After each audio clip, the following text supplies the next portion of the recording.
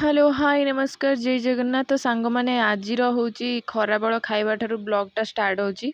तो खराबेले आमे पखाल गाइलु ता सहित विभिन्न प्रकार तीयण थिला। तो तापरे आमर संध्या बेले पार्टीटा थिला छोटकटिया पार्टी गोटे परिबा एठी काटुचंती आंटी ता सहित आमे एठी बरा ना सॉरी पियाजी आउ बाईगणी को आमे खाउचु। तापरे एठी सुंदर फूलदानीटा आपण माने देखुचंती। तो कोन पई प्रिपरेशन होउची हमर बर्थडे अछि जनकर आउ को कहार बर्थडे अछि हमर जने अंकलकर बर्थडे अछि।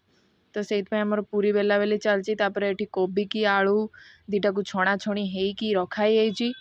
आउ तापरे हमर कड़े भी गरम हे जाइची। गरम हैला सहित तापरे एठी डालमा भी अधा अधा हे जाइची ताकू पुणी पघरा हबो। तो सेइथ पई कड़े गरम हेची। तो सलाड पाई भी प्रिपरेशन हो जाइची। मसला मसली भी जहाँ अच्छी तो एमती लाइक करंतु शेयर करंतु सब्सक्राइब करंतु आउ